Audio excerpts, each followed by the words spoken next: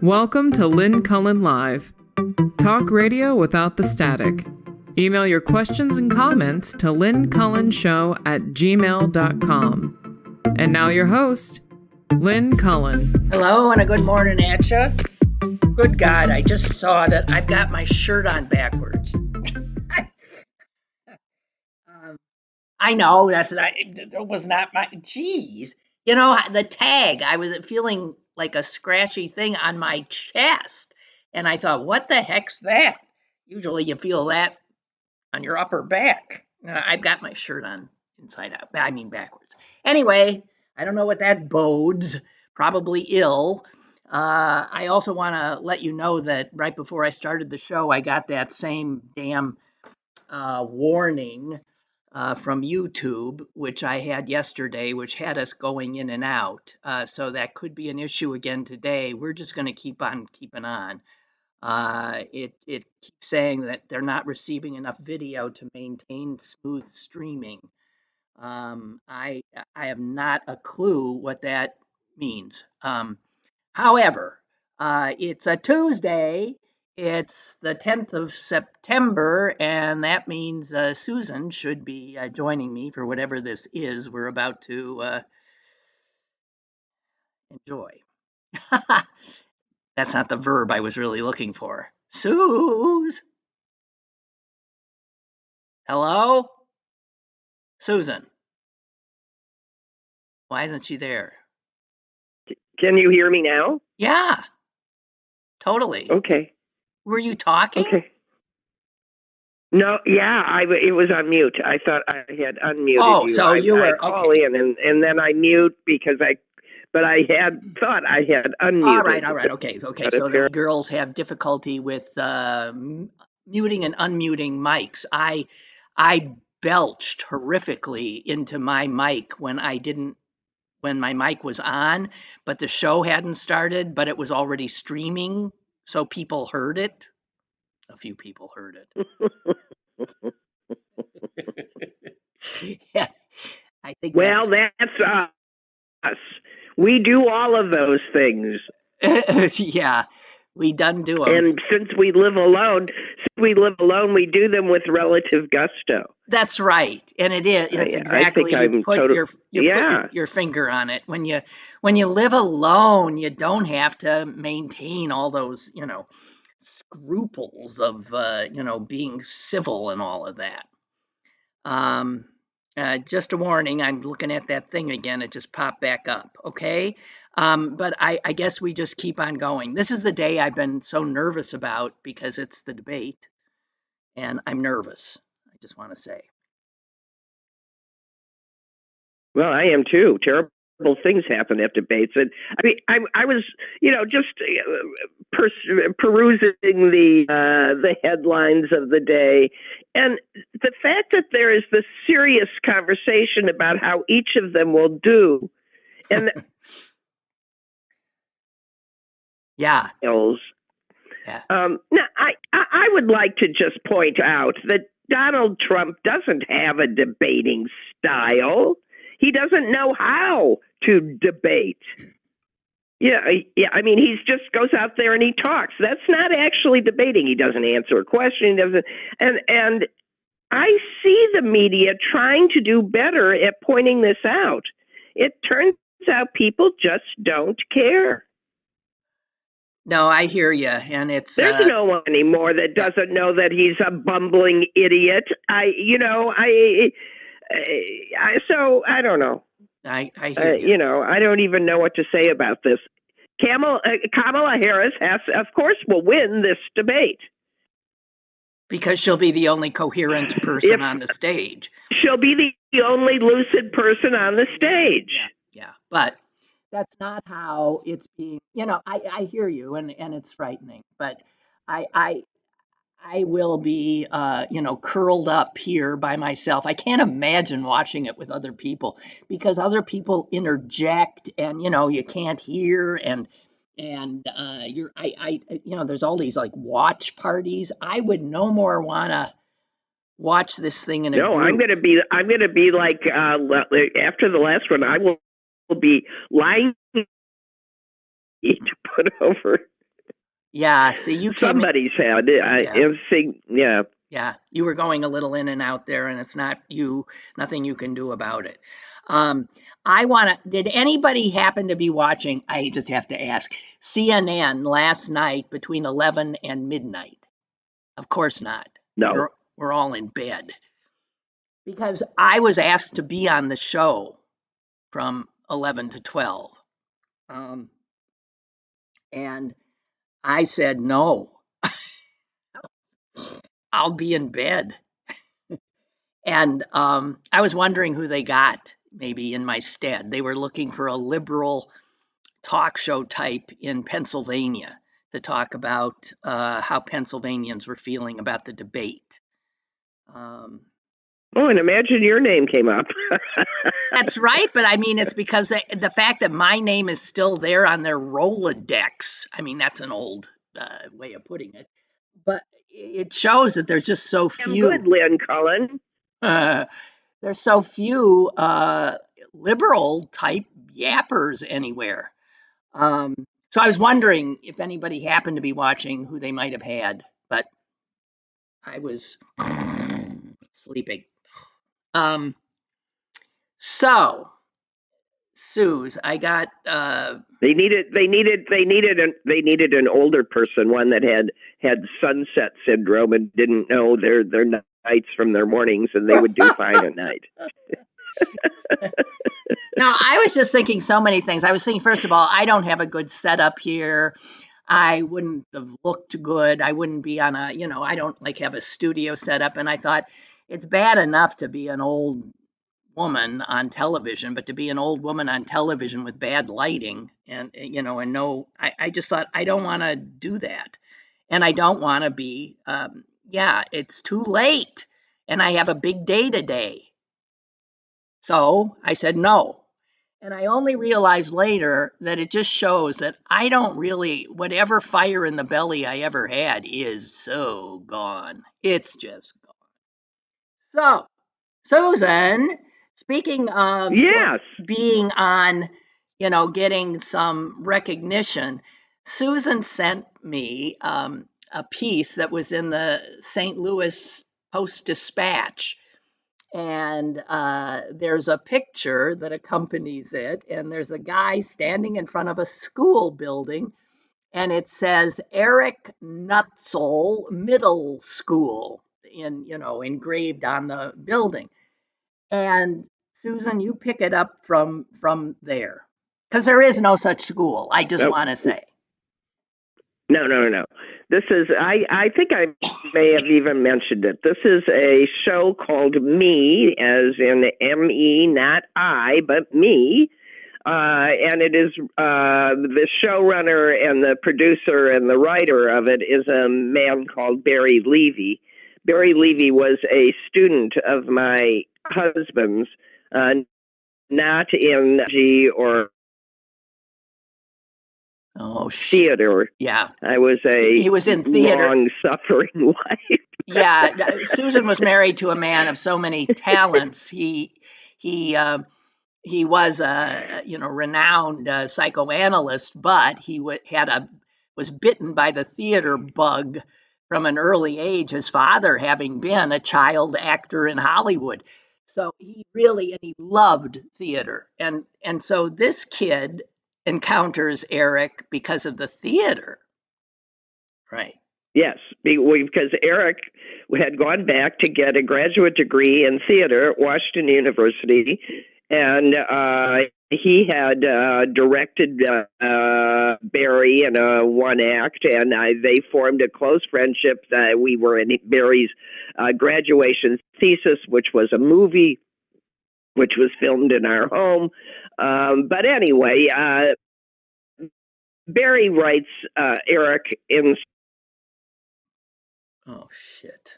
There's a character named Eric or a character named Nutzel. In this case, the character was the middle school in which all the action of a hyper-anxious, a shape-shifting middle schooler attends. So it on many levels, it's a tribute to Susan's husband. wondrous guy. Eric Nutzel, and it shows up in a lot of different times in the show. The student, the team, the athletic team for the school is called the Newts. Yeah, there's a little lizard on there, the little gray shirts. And so I got a gray T-shirt. Yeah.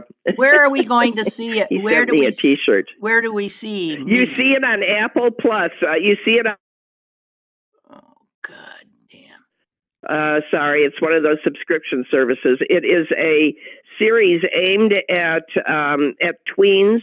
It's really lovely. I mean, okay. I cried through the whole first thing, and the joke was I didn't notice the school was named after Eric.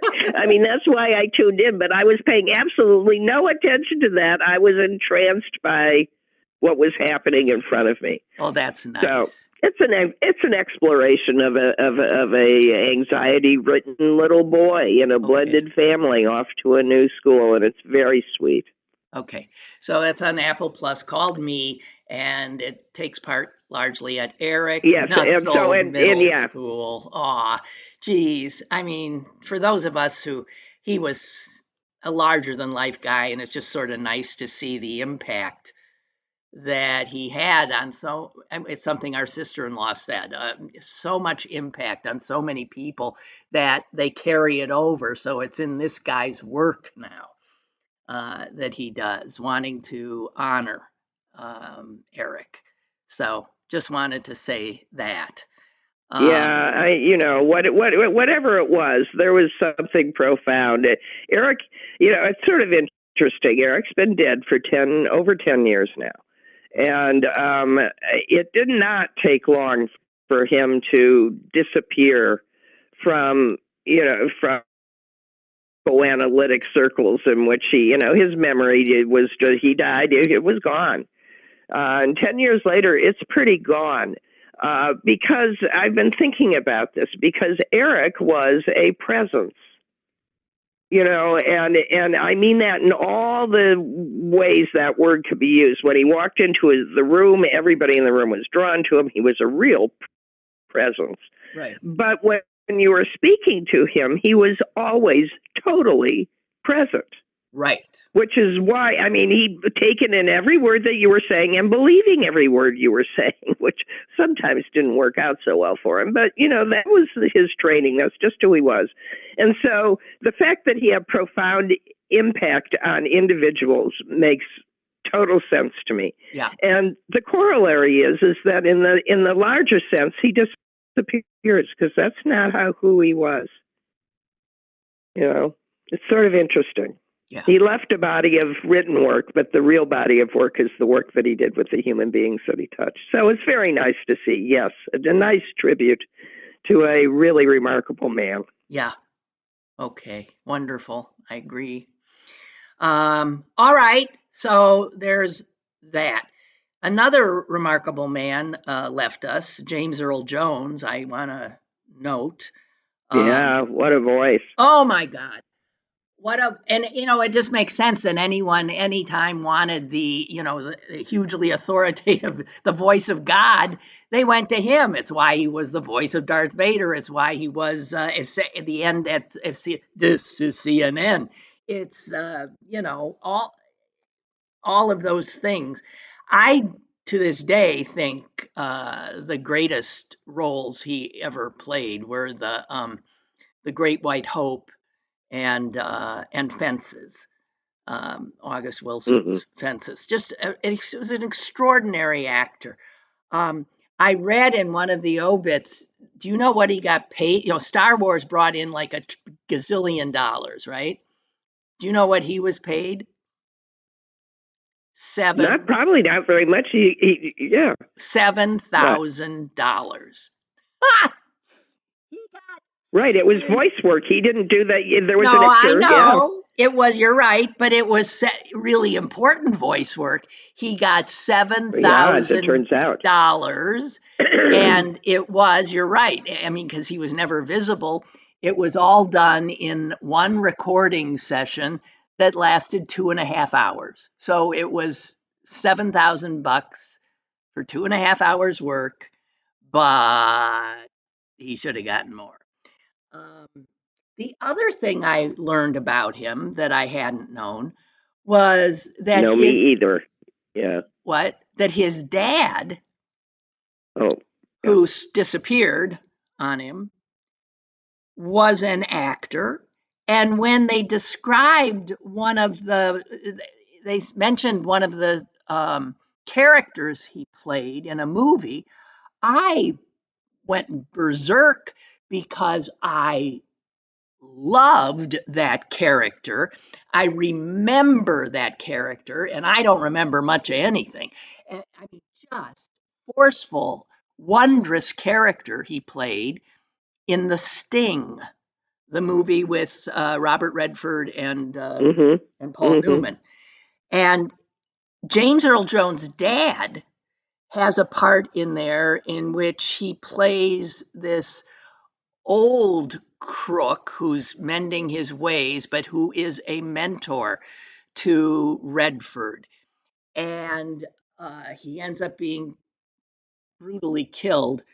But there was something so wondrous about him and the character that when he was killed, I could hardly bear it.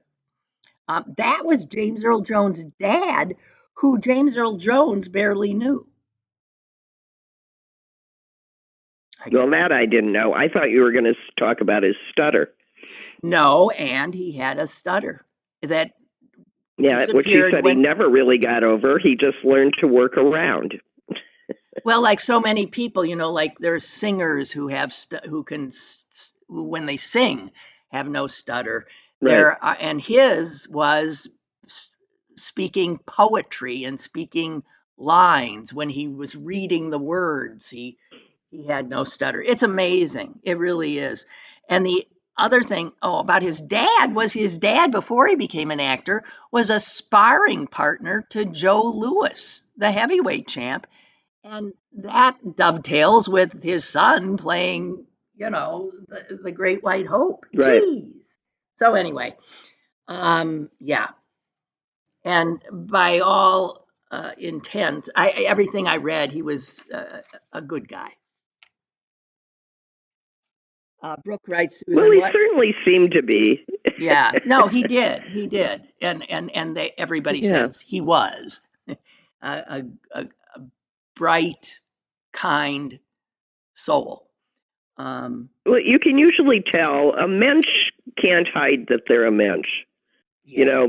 People can. I mean, it's just sort of comes shining through. Yeah.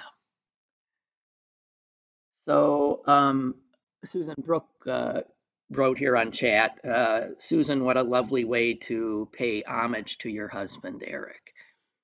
Yes. Yeah. Yeah. Okay. And now, before we get into anything too heavy, I want to pass on something I learned about fly vomit. Oh, no.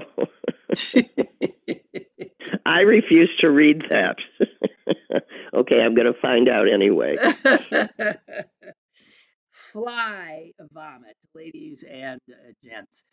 It turns out that I didn't know this, but that flies, they can't. How do they get food into themselves? They can't chew. It won't surprise you. The flies don't have teeth.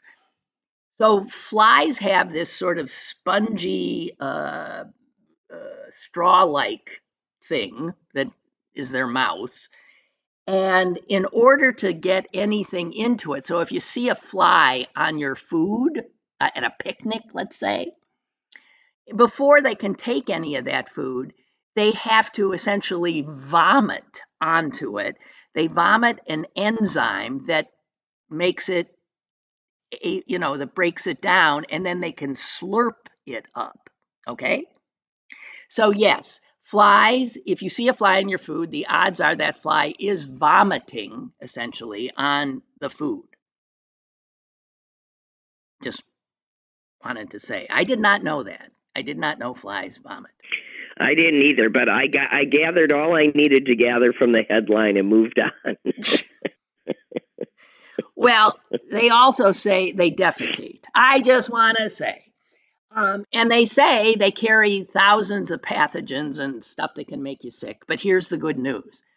One fly, even two flies, don't carry an abundance Enough of anything to make you sick. Right. That Right. flies are an issue in places where, food is being processed, because there tends to then be a lot of them. And so a lot of flies can pose a true health risk. But an individual fly here and there is no problem to you. Just wanted to say. So the upshot is that, yes, flies do vomit and defecate on your food, but it shouldn't hurt you. Yeah, these are the kind of facts that it really doesn't necessarily help you to know. And in many cases, like people that with, OCD and other challenges, that knowing this kind of information is paralyzing. Oh, I'm sorry. Well, sometimes, I don't know. I just think that's fine, and we all think it's fine, but that little piece of info might torture someone for days, God damn it, Susan. I'm sorry. Well, I was just saying yesterday that it is so easy to make me feel guilty, and you just did a job. Oh, I didn't say it. It was actually just reminded me of a NPR story that I had listened to on one of my treks between, homes, and and it was an author who had OCD, whose main character had OCD, and was in a 18-year-old girl who was in love with this very sweet guy and wanted to kiss him, but couldn't get past the number of of germs that were going to then be permanently lodged into her body, and blah, blah, blah, and it was a real issue. And It was so brilliantly written that it's clearly stuck with me. I wasn't saying that to make you feel guilty. I was saying sometimes, I don't know. I don't know why it's in the newspaper, because the upshot is it doesn't matter. Well, it's in the paper because this was in a question and answer thing where people send in questions to, is it true? That's right. And as you said, it's the kind of headline that I'd never known that. So I'm always drawn to disgusting things like that. But you're well, you didn't write a book about it, so only your brother wrote a book about it. Well, that's true. Our brother wrote a book called The Anatomy of Disgust. The Anatomy of Disgust. Yeah, right. Oh, Susan, listen to this from Barbara. Susan just put into words my experience at the Pleasant Present, which was a shop on Murray Avenue, chatting with her lovely husband a long time ago on a beautiful day in Squirrel Hill. Yeah. Aw. Yeah, I told the truth. That's who he was. Not all people are easy to describe. He was. Yeah, he was. He was wondrous. I was a lucky woman. Yep. Laura writes about flies. I learned that in school. There are so many things that people knew they might not eat, ever. Yeah. Well. And then Margaret says, didn't you see The Fly with Jeff Goldblum? Why? Does he puke on something and do that? I did. Okay, we'll get off the subject.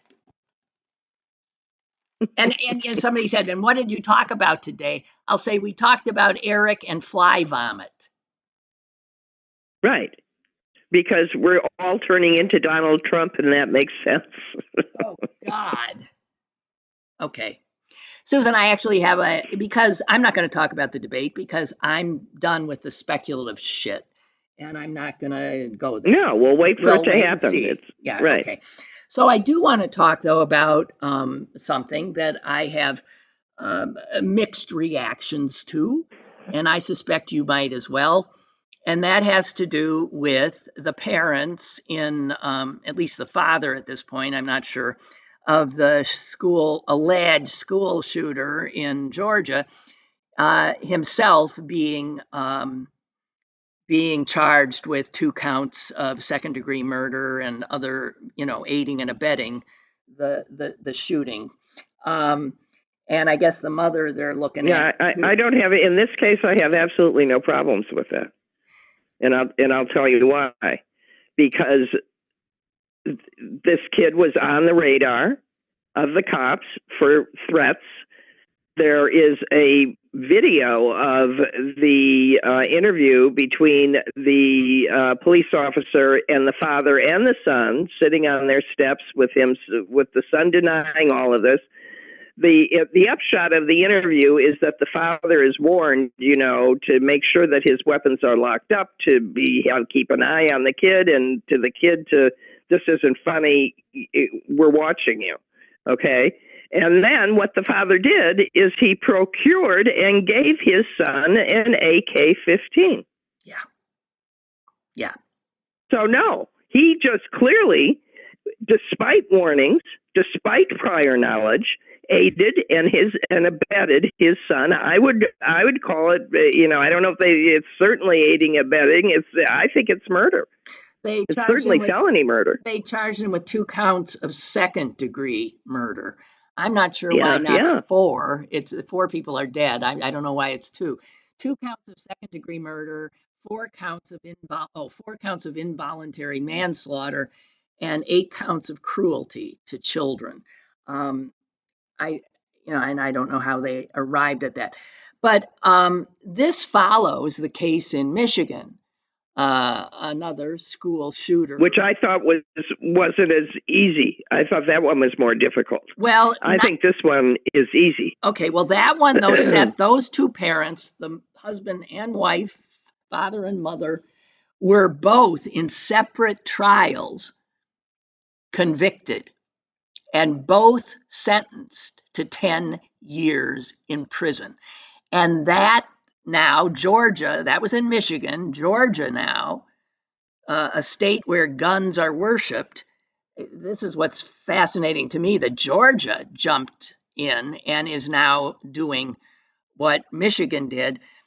And I have to say, Susan, the Michigan case, for some reason, I was once in my car on a long trip and I listened to a great part of the actual trial going on. And it wasn't, both parents were so negligent, it was incredible. They were called into the school. Oh, that's right. I forgot. She told them not to get caught. Right. I don't know. They were called into the school 2 hours before he went on the attack. The school is out of its mind here too. They call the school because he had sketched a gun in the classroom along with the words "help me." They call his parents in. The parents refused to take him out of the school that day, and he goes on the rampage. That the school allowed him to stay in the school is another part I don't get. That's right. No, I don't get it either. But so I was reading, different legal scholars' reactions to this, and it's true that while in many of these cases charging the parent, I think in both of these cases makes perfect sense, and could also right, but in others it doesn't necessarily. Right, and could also provide a deterrent for other, so other parents are a little more vigilant about this. But it's not getting. So you don't go buying your kids guns. Well, even in Georgia, a 14-year-old was too young to possess a gun. So anyway, one scholar said this: it just seems like an inefficient way to deal with what is fundamentally a gun saturation problem. Well, of course it is. Yeah. I mean, anyone who wants a gun in this country who's got 2 brain cells operative can get a gun. Well, I'm just going to say if everybody on both sides says nothing that you do works or is good enough, so why bother? Nothing will get done. I don't care. I don't care what it is. I'll take whatever picayune thing that you think you can throw at this problem, because clearly, as a nation, our legislators do not have the vision or the will to do a damn thing about it. That's right. There you are. We love our children, and we sacrifice them daily to our better love for guns. Our fetish. Anybody that calls, our society, child loving is forgetting the part that we are perfectly willing to use them as cannon fodder and collateral damage to our selfish desires. When you look at school shootings and where the shooters got their guns, 3/4 of the guns used in school shootings that were done by students were taken from the student's home or a close relative's home. Right. Or like the Sandy Hook mother kept buying her kid guns to make them happy. Yep. Okay. Well, I wanted your take on that. I found this incredible story, and I found it. It was in the New York Times, so a lot of you might have happened upon it too. She's wasn't being really sleuthy about it. Out there like a Sherlock Holmes with a microscope looking for stuff. There it was, and it's a incredibly sobering story about how interconnected we all are. And by we, I'm not only including Homo sapiens, I'm including all flora, fauna, all living things on this earth. And Homo sapiens generally goes about its business blissfully unaware and uncaring about these interconnections, which is fairly obvious given the damage we've done. So you will recall that you've read a number of stories about bats dying, right? There's that somehow that I forget what it's called, where they found like that white on their noses. It was white nose virus or something. I think that's what they called it. It was something like that, right? And they were, they were dying in huge numbers, and there was a great deal of concern about that. And I'm sure for a lot of Americans, you'd say, bats dying, who gives a damn? When we encounter a bat, let's say a bat gets in your bedroom, which has happened to me, we go stark raving nuts and, get tennis rackets and all kinds of things and go after the poor animal, right? Well, but they do eat all those mosquitoes all those mosquitoes that are infected now killing with West Nile and that's right. Triple E and all those things. Yeah, bats eat insects. And let's say, if bats are eating all the insects and then the bats aren't there, you have more insects. More insects are eating what?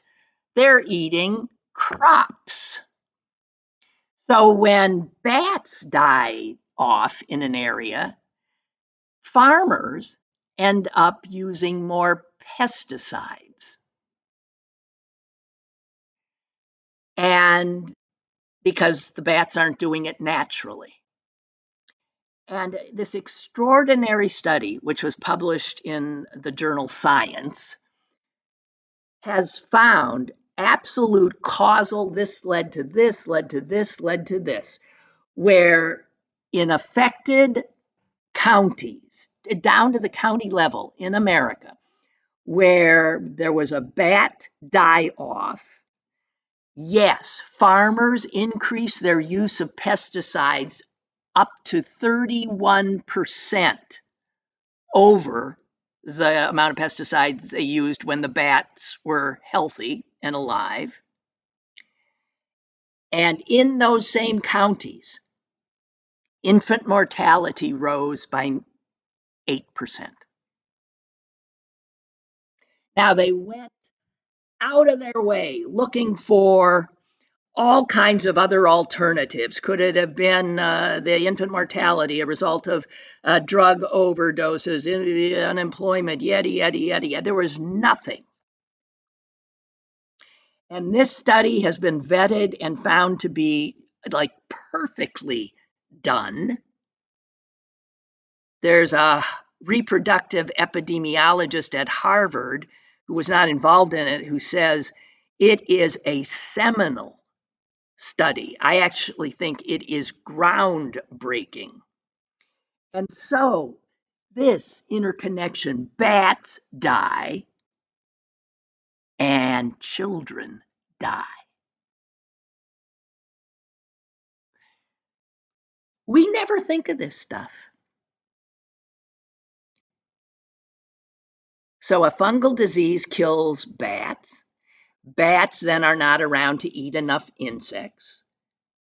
The insects go nuts on the crops. Farmers apply more pesticides, and more babies die because of the runoff from the pesticides.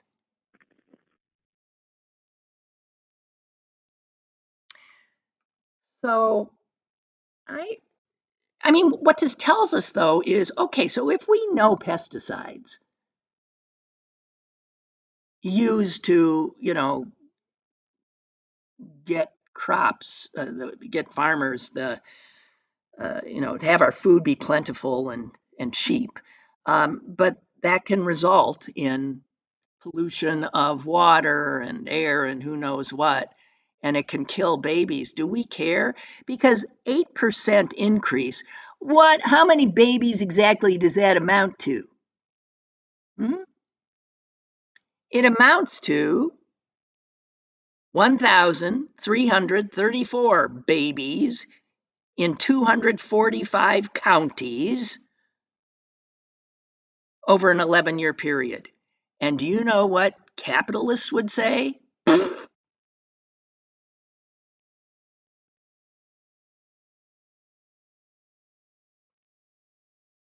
Hello? Yeah, I'm here. You're the one who's not talking. I was listening. Yeah, well. What would capitalists say? They don't care. No, making money. We got to get. No, that's just too little. I mean, we're talking what, 1,000 kids over 11-year period, spread all around the county. So you're talking about 1 or 2 kids here and there. That would not normally be noted. And once it does get noted, it just doesn't seem like enough of an impact, right?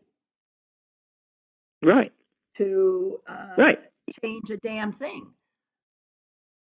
I just want to say, and hate to be a downer, but 52% of bat species in North America are on the decline because of habitat loss, that's us, climate change, that's us, and collisions with wind turbines, that's us.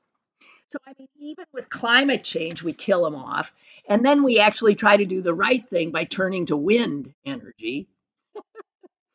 And we still are killing them. And that kills them. Oh, God. Really? Jeez. I don't know. Well, Homo sapiens take up more than their share of the space. That's just the way it is. Oh, God. Just awful. Wait a minute. Oh, thank you. I'm sorry. That's not something I can read right now. Sorry.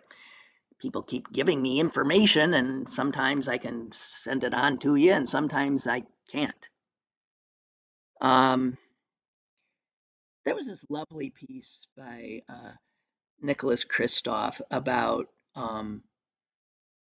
the greatest thing that he thinks about America, and it's not what most of us would have come up with, and I want to share it, especially since we were sort of talking somewhat about the interconnectedness of all living things, and if you were to be asked, what is the greatest thing about our country?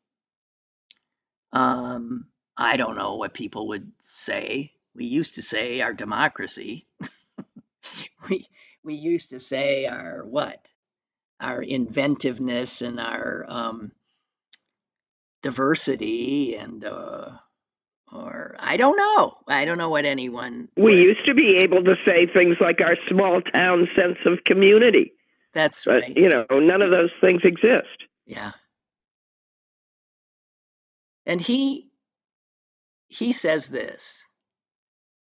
He thinks that America's best idea is that 40% of our nation, the land that makes up our nation, has been set aside as Oh, right. public.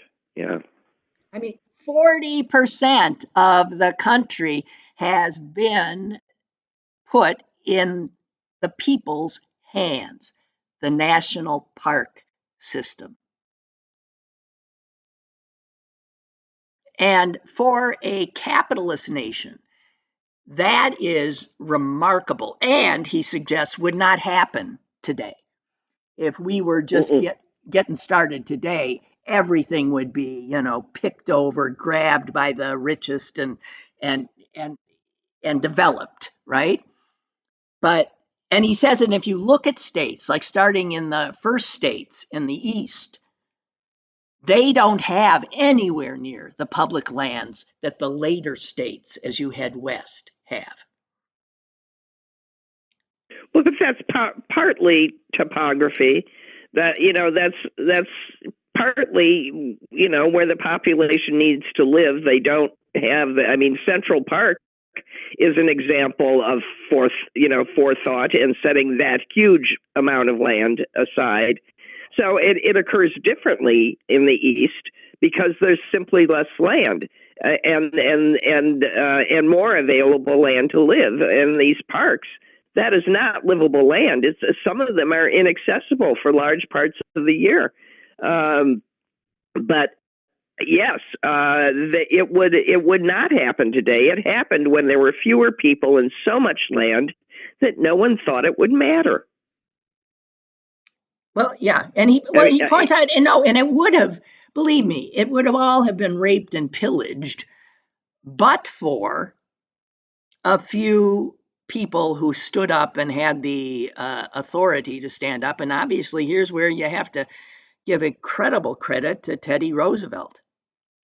Teddy Roosevelt, yeah. Who in many ways I don't like, and in other ways, this is an extraordinary thing that he did. He fought back he fought the capitalists, the industrialists. Right. And he said, no, you can't. We're gonna preserve these wild spaces for our children and their children and in perpetuity. So the original model, Christoph says, of the country was to privatize nearly everything. So Roosevelt was really pushing against the idea that America was to be bought and developed and held.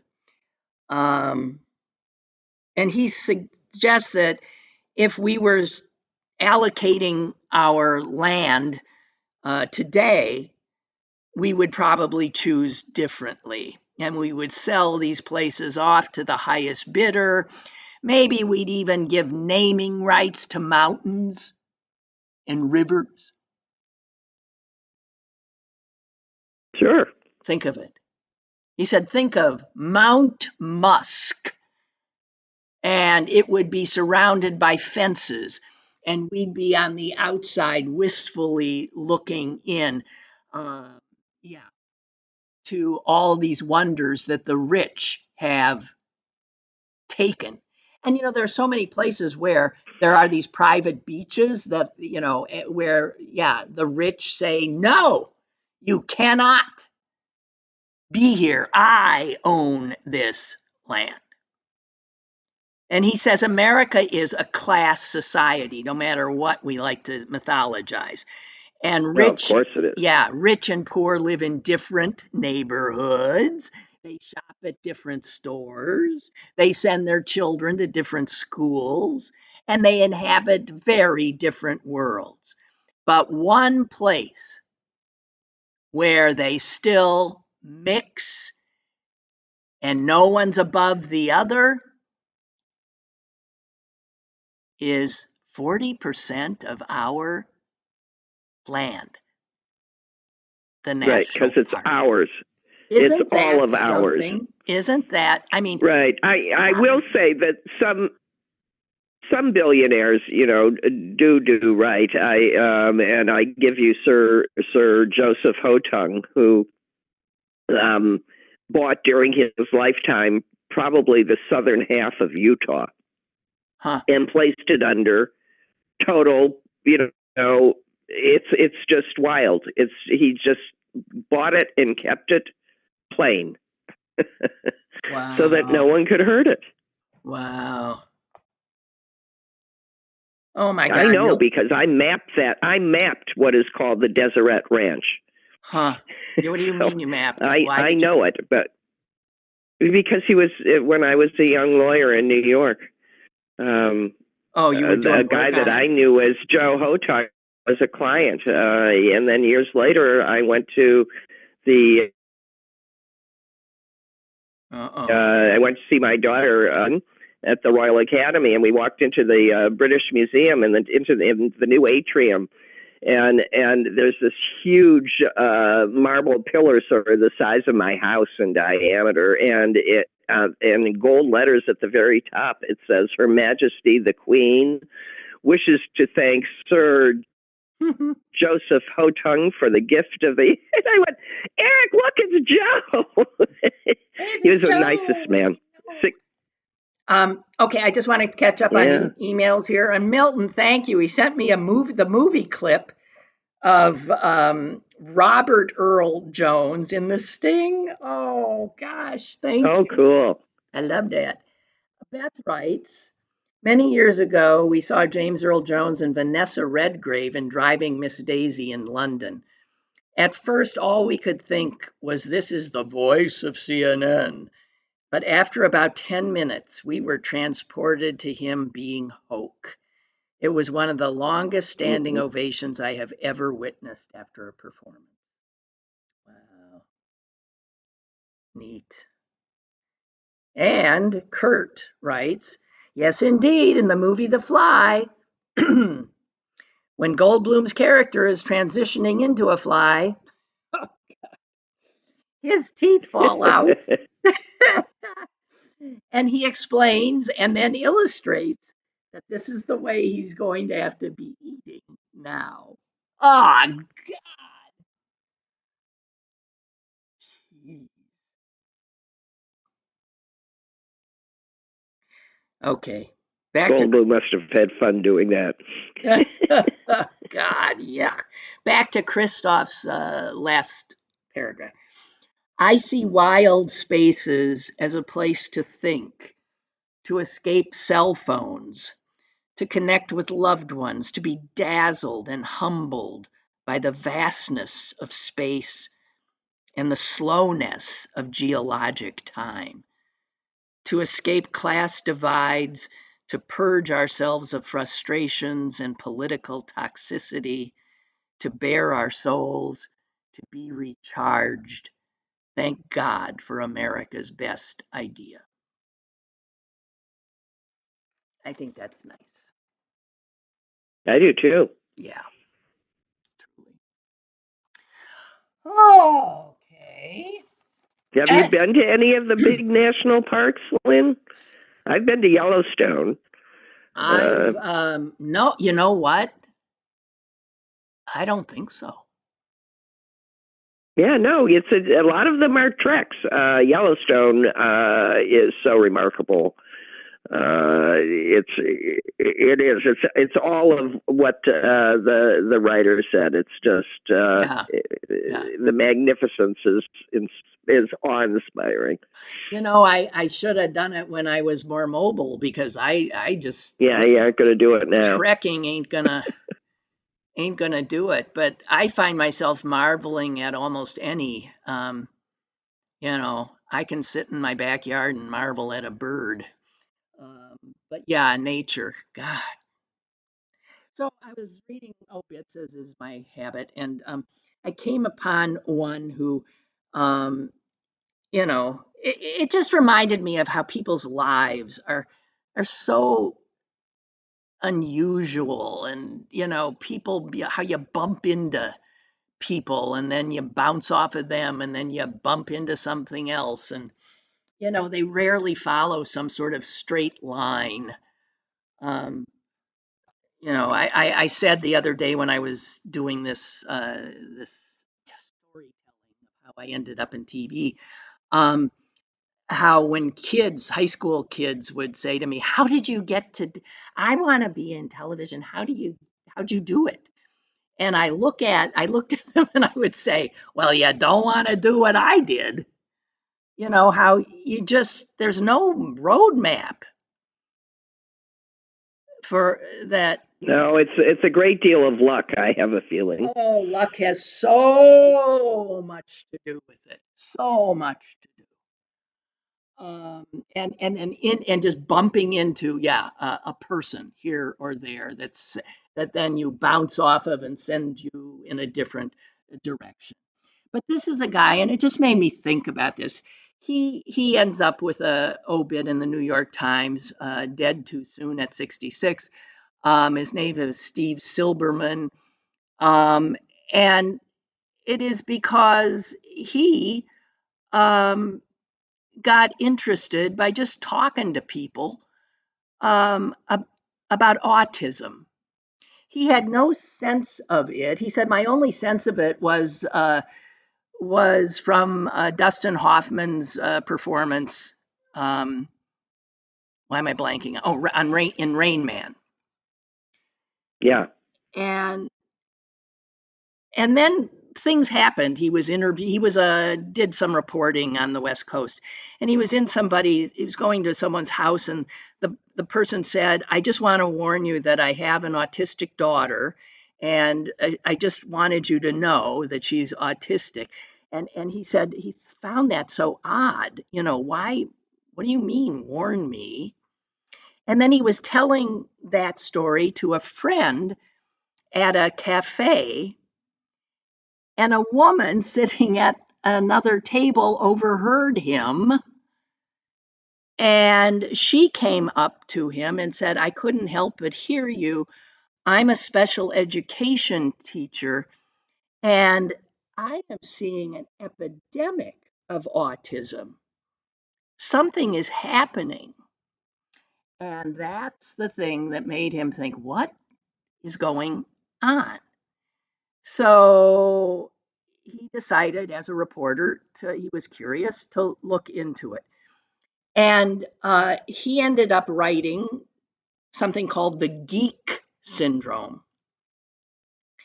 And from there, he was told that it was such a good start. He ended up writing the book. Took him 8 years, called Neurotribes. And in it, he helped people start to understand what was a totally misunderstood condition. Turns out he had a friend Right. named The scope of neurodivergence. Yes, exactly, Yeah. exactly. And that to call somebody, sick because their brain works differently is not right. It's just another kind of diversity, right?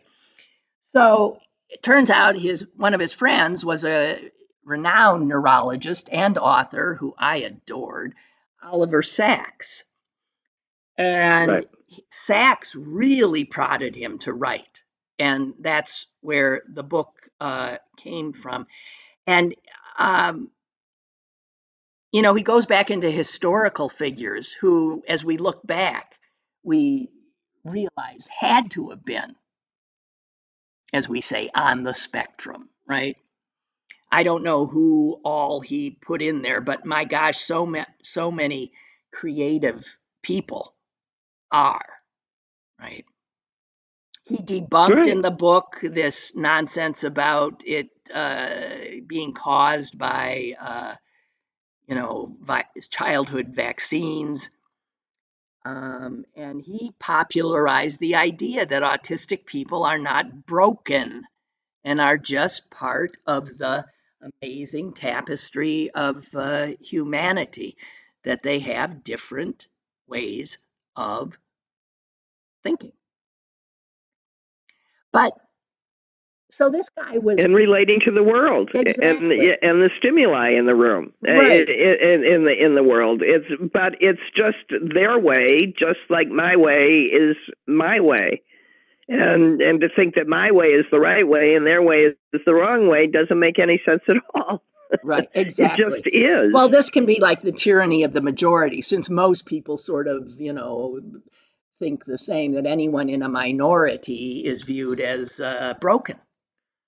Um, but so this guy was an oddball in that mostly he waited on tables in San Francisco, wrote occasional pieces for the Examiner and magazines. He was obsessed with the Grateful Dead. And he ended up writing the liner notes for several of the Grateful Dead albums. Allen Ginsberg befriended him. He became Ginsberg's teaching assistant. It says here, when Ginsberg was diagnosed with terminal cancer, he called Silberman to say goodbye. And Silberman said, I asked him how he felt. And he replied, exhilarated. And Silberman went on to say, my God, I can only hope to meet my end with such equanimity. Can you imagine? You're dying and someone says, how do you feel? Exhilarated. Exhilarated. Well, Wow. And also, there's one more thing from his obit. I mean, this guy was he was almost like a Zelig-like person in that his paths seemed to cross so many people. He was also a devoted fan of Crosby, Stills, Nash and Young, and wrote the liner notes for a lot of their work. And he and David Crosby became, well, he always said David Crosby was his closest friend. And well, after, that's no small feat. no, I know. So, but this is what he says. I mean, David Crosby was reputedly the most impossible man to get along with in the whole world. Right, but this is what he says about him. He says, after Crosby died 2 years or last year, he wrote this. The David Crosby most of the world knew was a blustery cartoon that he enjoyed playing in public. The real David was a shy, sensitive, often lonely guy who overcorrected for never once hearing the words, I love you, from his famous cinematographer father, Floyd, by armoring himself with a supersized ego.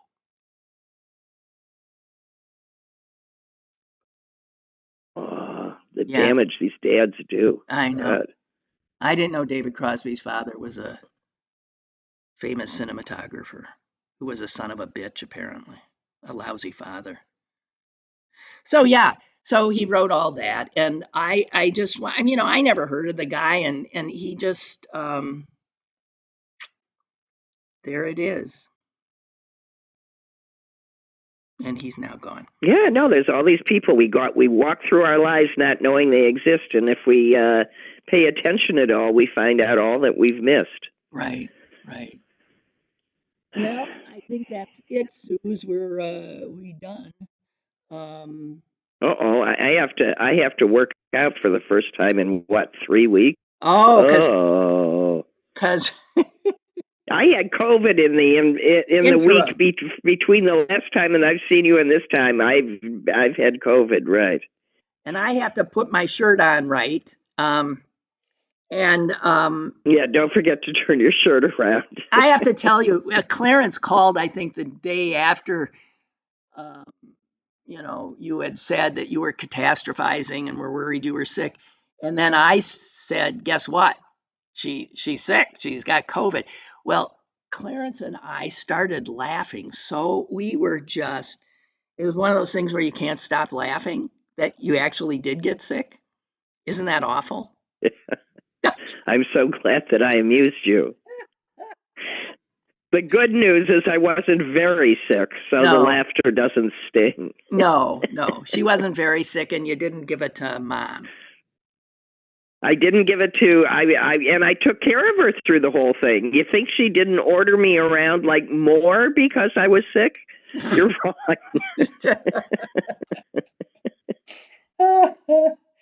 Oh, God. Every time I sat down, Susan, would you throw this out? And she'd give me like her dirty Kleenex, and I'd just be looking at her like, yeah. Man, that woman can't throw enough stuff out to save her soul. I mean, man. You know how mothers hoard their children's every, thing they ever did? Our mother threw absolutely every shred of our past out. Oh, well, I'll say it again. There were dresses that I designed and our grandmother made that I kept in that hallway closet my fault. I should have repatriated them to my own house. But one day I went to just look at them and they were gone. Yeah. I said, how could you throw out your own mother's and daughter's work that we did? I was proud of those things. Yeah. Yeah, she's a real sentimentalist, I'll tell you. Okay. Okay. All right, Sue, thanks. Bye. Bye. Bye. Okay, goodbye. Bye. All right. Okay, guys, next time I talk at you, God help us, it'll have been done, the debate. Let's hang in there, be strong, because you just don't know what Donald Trump is going to do. God help us. All right. Damn. So, talk to you tomorrow, okay? Thanks. Lynn Cullen Live, Monday through Thursday from 10 a.m. to 11 a.m. and archived at pghcitypaper.com. The opinions expressed on Lynn Cullen Live are those of the host and do not necessarily reflect the viewpoints of Pittsburgh City Paper or its advertisers.